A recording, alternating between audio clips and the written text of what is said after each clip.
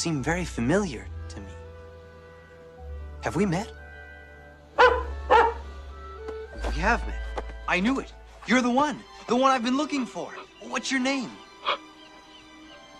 On today's episode of Daily Break TV, we're going to be talking about Ariel the Little Mermaid. Hard to imagine, but there was a time before the release of The Little Mermaid when even Disney's own studio chief didn't expect much from the movie, because it was a girls' film. But Jeffrey Katzenberg was happy to be proved wrong when the film was released. He loves me.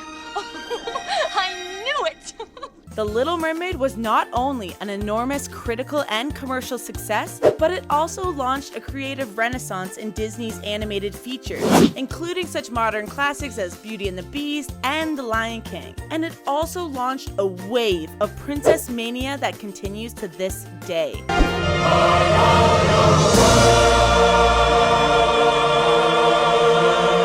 Still, as many times as you or your kids watch The Little Mermaid, you probably missed a few things. Today's episode is going to tell you all that.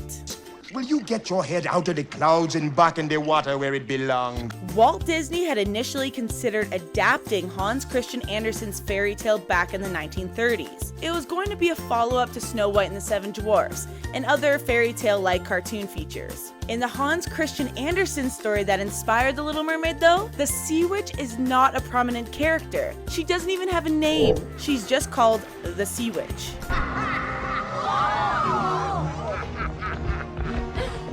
So long, lovely boy. Alright, here's another Disney little secret for you. In the opening scene with King Trident, you can see Kermit, Mickey Mouse, Goofy, and Donald Duck all hiding in the crowd. Take a look and see if you can spot it.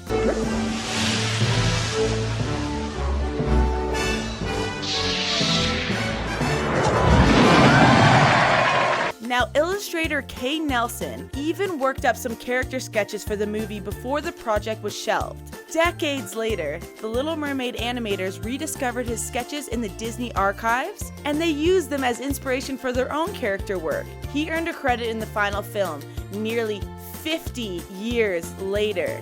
I don't know when, I don't know how, but I know something's starting right now. Disney animation director Ron Clement revived the idea in the 1980s.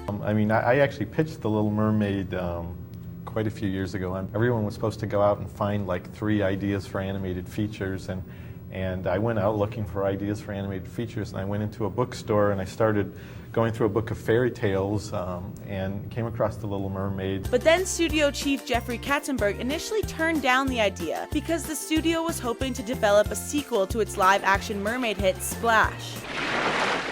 Oh. You have any idea how I got here? And he thought the project would be too similar. But obviously he changed his mind and it's now a huge hit.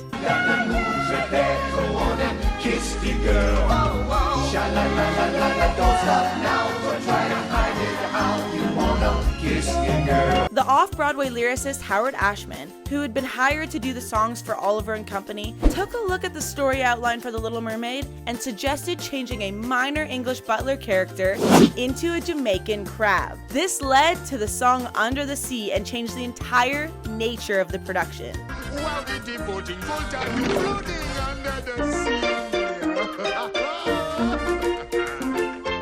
It soon became a Broadway-style musical with an entire song score by Ashman and his composer partner Alan Menken. You probably heard those names before in some previous episodes. It was really inspiring because I remember with Under the Sea, literally that Howard and Alan were in a room working on that song. Next to them in another room were 2 of the story guys developing the story boards for Under the Sea. And then following that, they hired a bunch of Broadway actors to sing the primary character parts. Let's talk more about our girl Ariel. What are you looking for? Oh, under the sea, under the sea. In designing this heroine, Whoa, careful. the animators were inspired by the body of Alyssa Milano. You the inspiration for this character? I actually was, yeah. Really? At the time, she was starring in Who's the Boss? Fine, to my daddy. Kills me.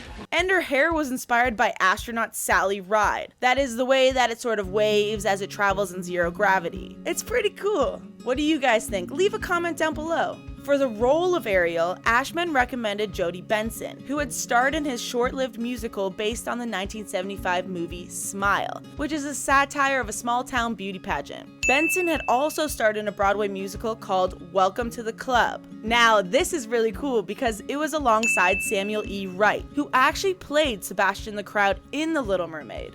I gotta admit, I can't put my foot on it right now, but if I just stand here long enough, I know that I'll... She's got legs, you idiot! I wanna be where the people are. I wanna see 'em dancing, walking around on those, what do you call 'em? Oh, feet. Now we gotta talk about our stud Prince Eric for just a second. Christopher Daniel Barnes was just 16 when he voiced Prince Eric in The Little Mermaid. You can talk. You're the one. Eric, get away from her!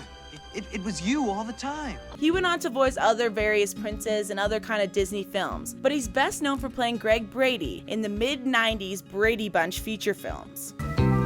Marcia. Yes, Greg.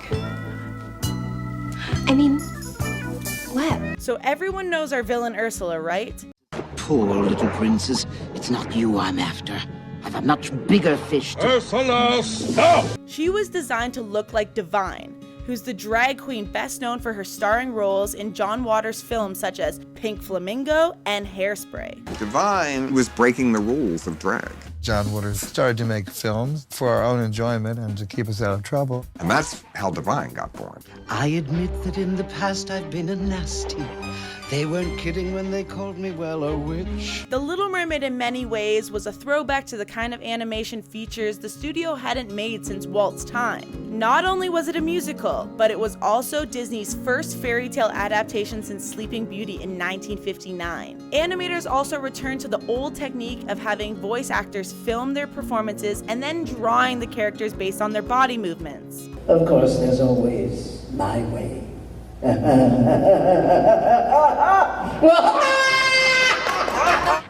I was very alone out in the booth by myself, and I didn't know what to do. And Howard's like, hold on one second. So he would just come out with me and work with me. He played all the characters. They even brushed the dust off of some of the Disney's most massive multi-plane cameras. They were responsible for the illusion of depth in the studio's classic animated features. But the machine was in such poor condition that they had to farm out the multi-plane work to an outside animation house. The special effects needed for some underwater sequences were among the most complex for any Disney animated film since Fantasia 50 years earlier. Animator Mark Dindal estimated that he and his colleagues had to draw about 1 million bubbles. Washed up from a shipwreck. Oh, the poor thing. Now, as it turns out, The Little Mermaid was the last Disney feature to use traditional hand-painted cell animation. Almost all of the film is hand-painted, except for the final wedding sequence.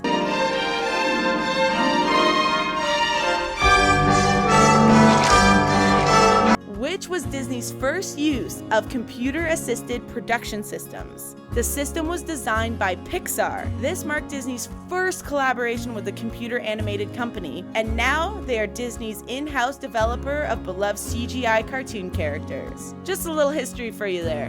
Now, what if this next thing had actually happened? Katzenberg nearly cut Ariel's ballad, Part of Your World, from the film. This is because a bunch of kids saw a rough cut of the screening, and they kinda didn't like it that much. The filmmakers reminded him that MGM nearly made the same mistake when it had threatened to cut the slow-moving Over the Rainbow from The Wizard of Oz. Over the rainbow. Viewers responded better to the song during a screening with a more complex animation, and so the song stayed. Wish I could be part of that world. What would I give if I could live out of these waters? And Jodie Benson, the voice of Ariel, reportedly recorded the song in the dark in order to simulate a more feeling of being underwater. Now, of course, the film was nominated for a few Oscars, all for its music. Menken won for Best Score, and he and Ashman landed 2 Best Song nods for Under the Sea and Kiss the Girl. Alan Menken for The Little Mermaid. They were Disney's first Oscars for an animated feature since Song of the South 42 years earlier. The Little Mermaid's Oscar success launched a huge new wave of Academy Awards for songs from Disney cartoons. First of all, I'd like to thank my collaborator, Howard Ashman, who encouraged me to take the opportunity to compose my first film score with The Little Mermaid. Basically, The Little Mermaid kicked some butt.